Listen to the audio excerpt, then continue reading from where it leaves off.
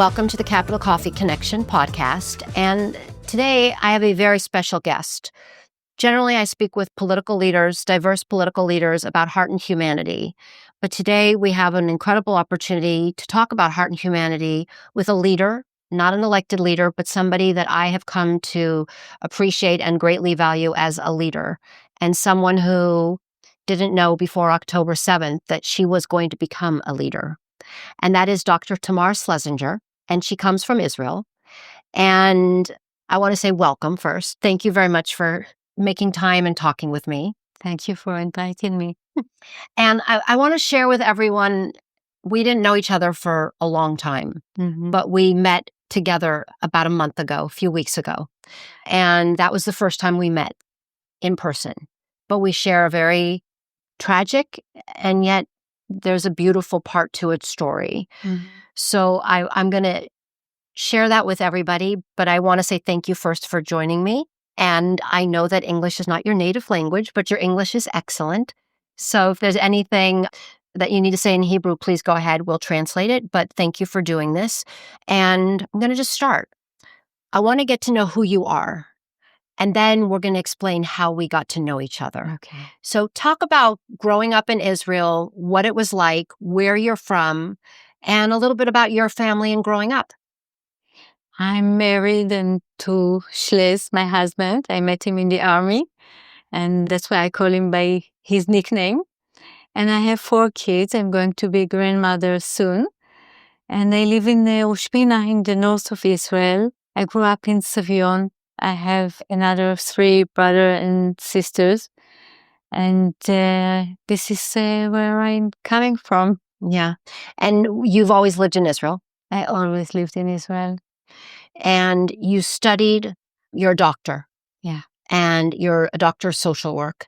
And talk about what your life was like and how you were inspired to become that person.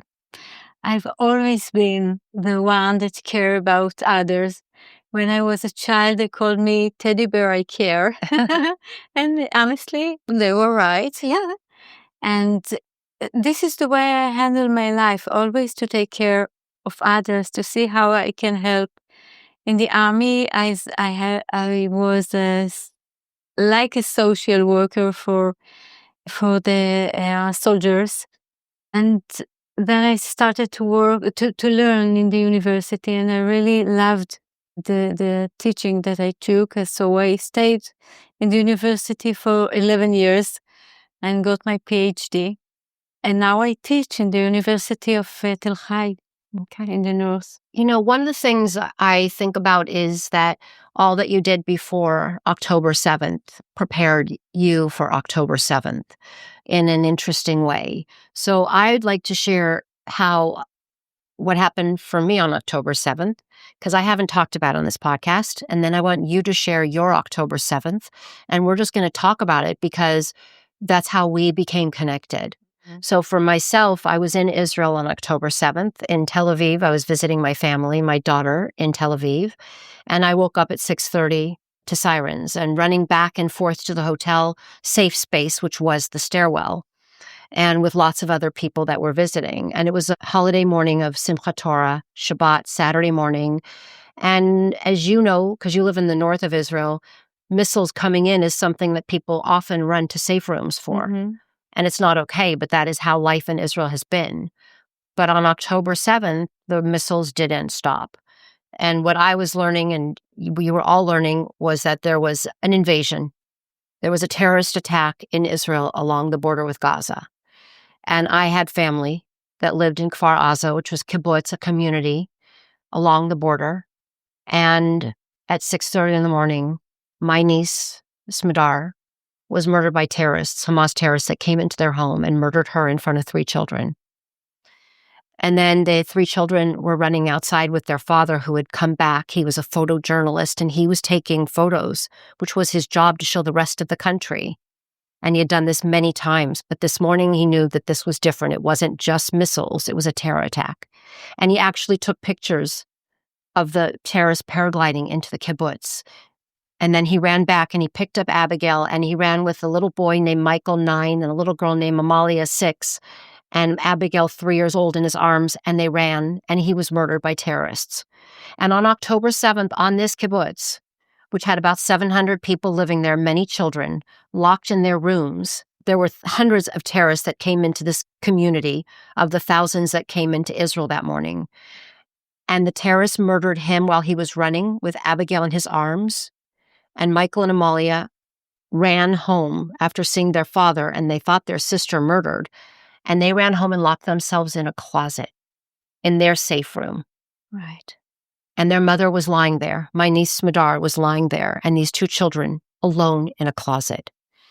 Now, I will stop there because that's where your story comes in. And I still get the chills when I think about it, because I called the kibbutz that morning. No one answered. My sister-in-law wasn't there to answer. My niece didn't answer.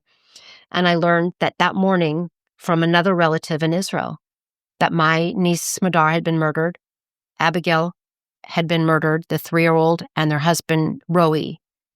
But at that moment, there was a 6 and a 9-year-old that were telling us what happened, but alone in a dark closet. And then I learned that it was you who was speaking with these 2 children. So I would love for you to tell us what your morning was like and how it started, and then how you got connected to Michael and Amalia, my niece and nephew. Okay. For me, it started like a regular Shabbat. I milked the goat and went to the nature with my husband and my dog. But I saw in the news that something is going on in the south of Israel, and I felt immediately that this is something else.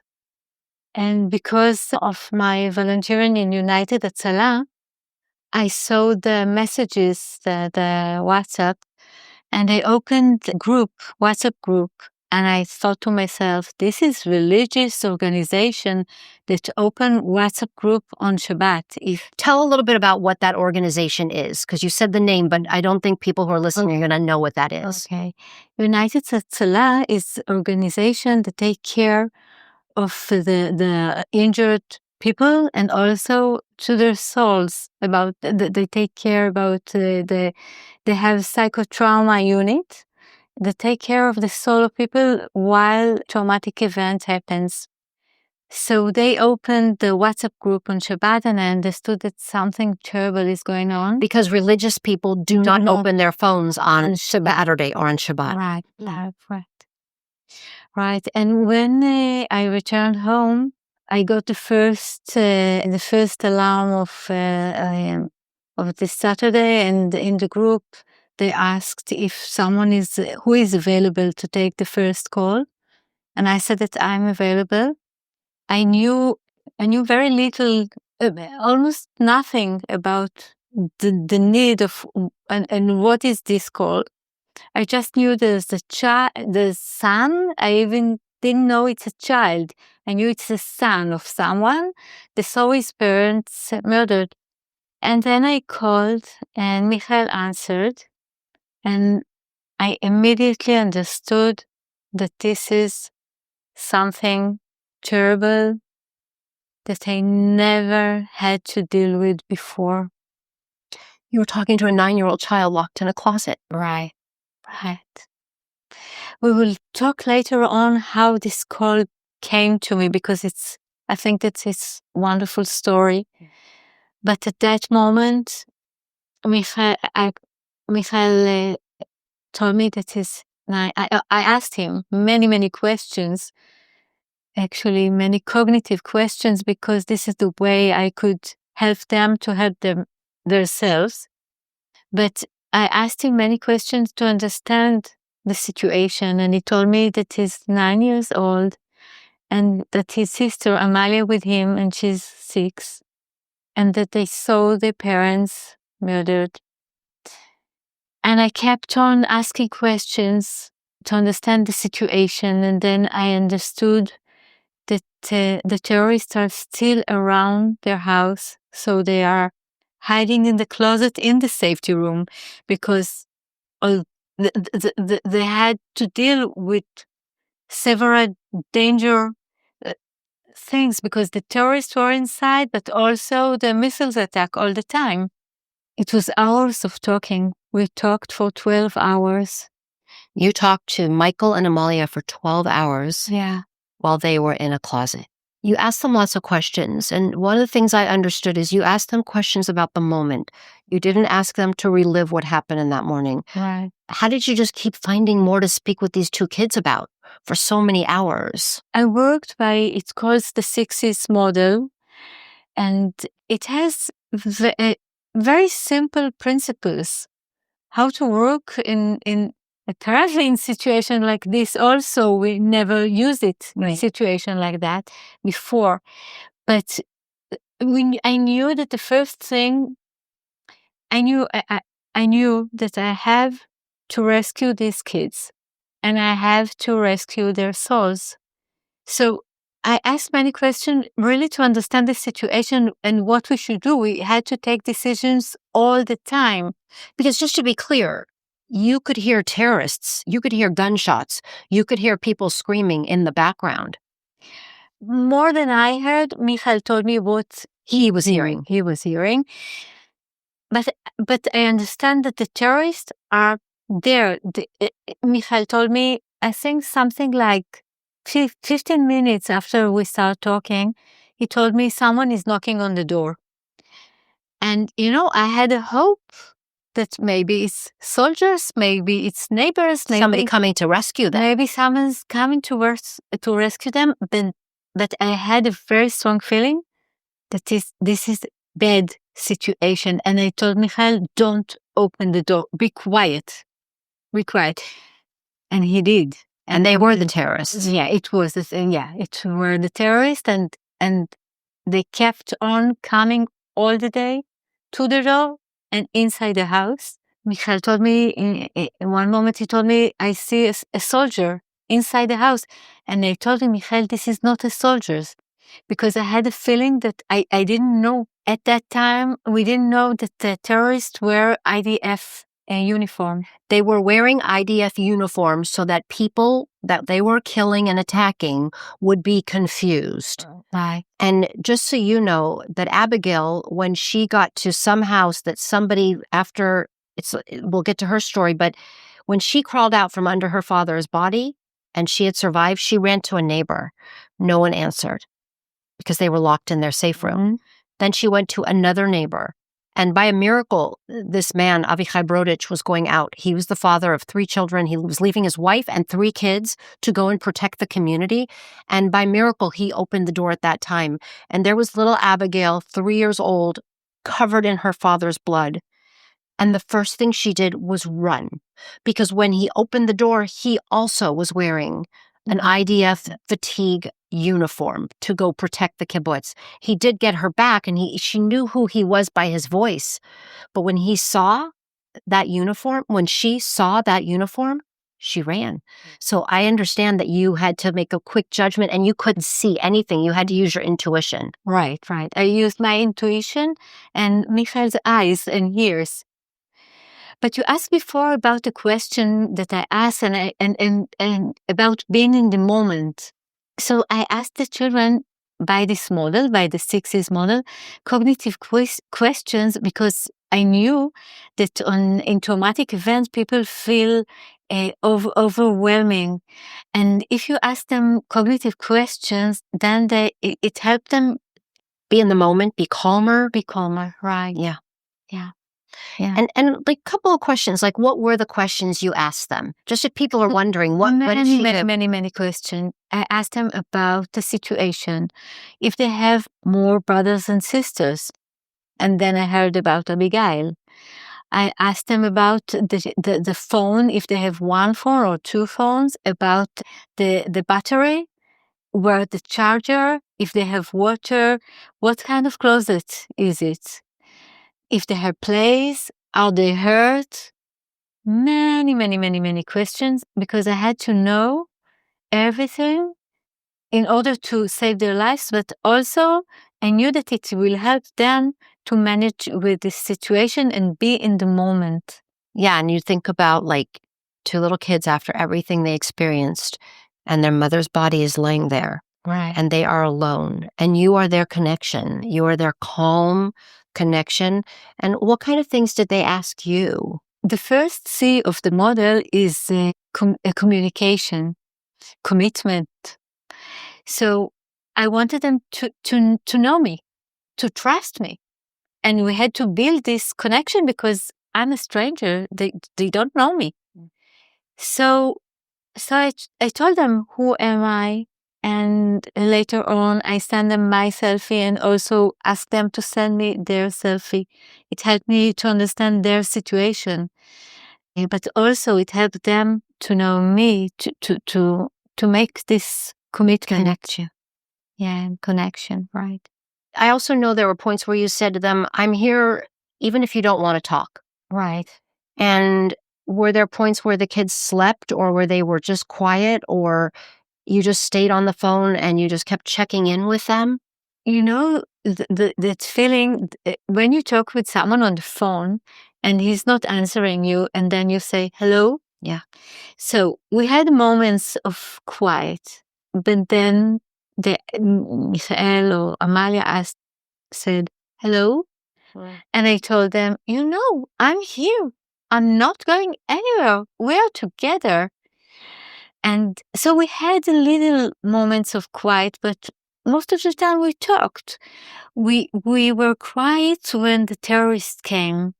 And then I told the children not to talk at all, and I whisper. I asked them at the beginning of this very very long talk to put the phones on silence, and not to speak on speaker, just on the ear, because I didn't want the terrorists to hear this conversation. So I talk to them and I whisper, "You're not alone. I'm with you. Someone will come to rescue you." And we talked all the time.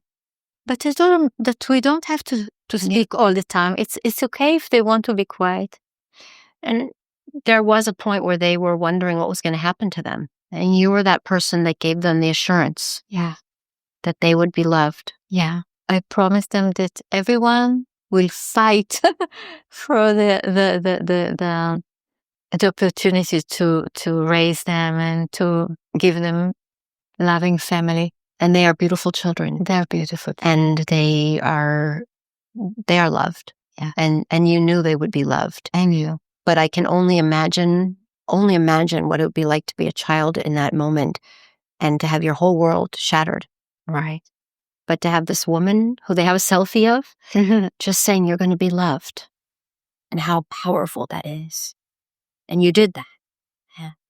Yeah. And talk about the batteries, because, we all know batteries of cell phones run out. And you had to make and I've heard this story, but I don't think you've said it in English, but you had to make a really hard decision, which was making sure you stayed connected, but knowing that they have to go and get a charger. The children had 2 phones, so we tried to manage with this both phone, but it wasn't enough. And Michael, he's a hero, and he had to do that. He had to go to the kitchen, to leave the closet, to see his dead mother lying on the floor, and he had to go to the kitchen and bring the charger, and then go out from the closet and charge one phone and then the other phone. And also he brought water, I think twice or three times. I don't remember. And you had to could you imagine that you had to take a chance and you had to trust a 9-year-old's judgment under everything when it was okay to go out, but that he knew when he came back, you'd be there. Yeah. And that he was leaving Amalia alone when I did that. Yeah. And there's things that didn't happen. All the time when we decided that Michael will bring something to eat, something happened. And then he didn't bring food. So we had to take decisions all the time. And what I try to do is to help them to remain kids. That I will take the decisions instead of them with the help of Michael, because he was my eyes and ears. And he's a very smart little boy. He's a very smart, wise child. Right. And did they end up getting food and water at any point? Michael bought water. Yeah. Water only. That's it. Water only. Yeah. You think about, like, no, for me, a Jewish mother, it's terrible. Yeah. I couldn't eat also during the day. I was going to ask how you took care of yourself. No, I couldn't eat, because how can I eat if they're not eating? No, I couldn't eat. And you know, what I like to also tell people who are listening is that my other niece and her husband and their 3 kids were across this community, but they couldn't go because their lives would have been taken. And they were sitting there also in silence, also hiding with a woman, a young mother, and her infant, 1-month-old infant without any diapers and any food. They were there for over 28 hours. But they knew what was going on with Michael and Amalia, and they could not go. Right. And so, you know, what people sometimes don't understand is that you just kept hoping and thinking somebody was going to come and save these kids. Right. And no one came for hours, until 14 hours they were there alone. And I only say it because, like, you and I are familiar with the story, but I don't know that everyone listening is going to understand that at 6:30 in the morning when this happened, and they found themselves back locked in at, let's say, 7:30, nobody came to get them until 10 p.m. that night. And it was you. They had some relatives trying to reach them, but it was you who centered them and gave them the warmth and the hug and the love. Yeah. Looking back, and this is just what did this experience teach you you're a doctor and you studied and you spent 11 years and this is what you do and you teach, but what did it teach you? Because you and I have talked about universal women and this concept that what you were trained and what you did, but then what do you look back and think about yourself from this experience? It's not about you, I understand. But at the end, what you did is Herculean. You save these children, and then you continue life. And you're going to be a grandma, and your life continues. I knew it before, but then I couldn't not knowing that the power of the universal motherhood, it's the spirit that take care of children when the parents can't take care of them. And I felt it with Michael and Amalia. I had this strong feeling that this was the spirit that sent me to be with them during the day. And I felt that there was a whole net of wonderful people who help these children during the day.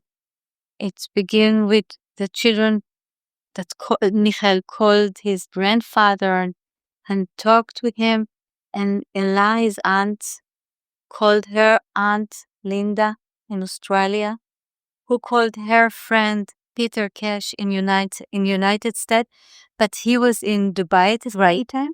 And he contacted us in Jerusalem, and she called United Hatzalah, and from United Hatzalah, they delivered the message, and I was the one that said unavailable. So basically, from the moment Michael was calling family for help, his aunt called an aunt in Australia. The aunt in Australia called a business relationship who happened to be an American, but he was in Dubai, and then Dubai called Israel, and then Israel connected to your organization and to you, and that is how you got to Michael and Amalia.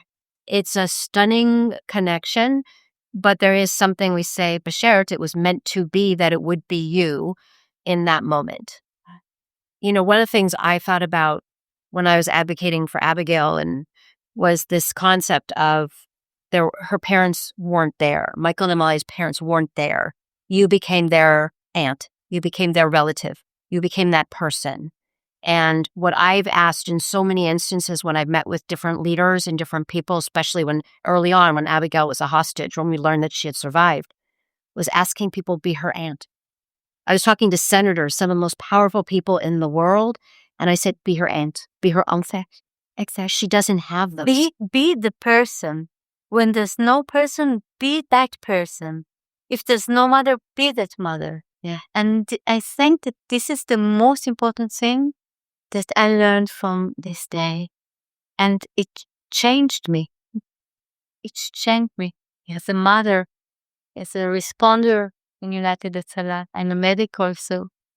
So do you think that you always were there empathetically, but this changed to make you more using the maternal energy that you have brought to your work and to your, and I say this, saving souls of these children. Right. Because, we talked about this, which is these children and thousands of children in Israel, but these children who are my niece and nephew and people now that I believe are your niece and nephew, great niece and nephew, they have trauma that they will live with for the rest of their lives. But what we try to do is give them the ability to have as close to what we would hope is a normal life. But they will always have this experience. Right. But you got them through it. And I look at it and I think that gives them the strength to now have the ability to go out and do what children need to do, play soccer, play with friends, go to school. And I think about a lot of the kids in Israel, and I think about the children in Gaza, and the thought, and it goes back to where I'm going to go back to where, like, what would be our world if there were more women who were using this universal motherhood in order to look out for children, all these children on both sides, because all these children are innocent, and that there was thought in making decisions about how the future looks that was based on what you're educated, you were teaching, but it wasn't until this moment that you understood what you could give to these children. Is there something that you could tell other, and I'd say women, in this moment? Because I travel and women and men, but mainly women will say, I can't believe what you're doing. And I think to myself, like, if this was your loved one or this was some child in need, I believe then, well, you would do the same. And do people look at you and say, oh my gosh, you did this, and you think to yourself, like, of course? Many people asked me what prepared me to do that, and many people said they won't be able to do that. And I believe that this loving and caring won't allow anyone to not do that thing. I think about their uncles that couldn't help them during the day. And I passed messages from Zoli and Liron, the uncle and dad who live in Kfar Aza and couldn't help these children. And I told Michael and Amalia, Zoli is saying that there's smoke all over the kibbutz. Because at one point, Michael smelled smoke. Yeah, you were worried that they were going to have a fire in their home. Yeah, and I all the time, not all the time, but I made a connection between them. And I told Michael and Amalia, Zoli sends his love and he's caring about you. He's worrying. You're not alone. So I think that everyone could do that. But you have to have tools and you have to practice by routine time, because otherwise you could be overflow and emotional. And I work all the time before the October 7th with many tools for myself. But I do it for myself, but it helps other, also. Yeah. What was the last part of the day when you knew that there was somebody coming to save Michael and Amalia? How did that end? And how did you also know that it was safe for them to open up, because you had kept them very guarded and very protected? Right. But what gave you the understanding? Because it was a lot of hours before anyone came to rescue them. Right. Around 8 in the evening, 8 p.m. Yeah. I talked with Savta Shurit, Grandma Shlomit. Right. And so Grandma Shlomi, just to be clear, is my sister-in-law, and she was on a trip with her community in Bulgaria. Right. And for people to hear this, she found out that her daughter had been murdered and that these kids were in a closet from these two children. And she was so far away and she could do nothing. But she could call you. We took. And you could also be there for her. Yeah. Is what I want people to know. Like, you were there for this grandmother, this mother who was having the worst day of her life and could do nothing to help. So we talked during the day, and we had terrible connection with the phone, with problems. So I asked Shlomit if she knows the code of the phone of her daughter, because otherwise we couldn't use WhatsApp. And she told me that she doesn't know, because Madar works in a very, very secret work. And then I started to ask questions about the work, and I understood where she worked. And I called my friend Noah, that has connection, the Shin Bet, right? And she called her friend. This is part of the net that rescued the children. And she called her friend that works over there, and he talked to the right person. And I think 2 minutes later, I got a call from the Shin Bet and asked where the children live and if I can draw a map. And I couldn't, because I don't know where the children live. I don't know these children. And asked Michal, and he's small child. He didn't know how to do it. But so a friend of Shlomit did it. And then, and at the same time, during all the day, the uncle Amit from the north of Israel, he also made connection with the soldiers. And somehow everything just went well. And because it was a rescue mission. At that moment, there was still fighting going on. yeah, it was fighting. The tourists were all around. But somehow I knew, when Michael told me there's knocking on the door, someone calling our name, and I knew that this is soldiers.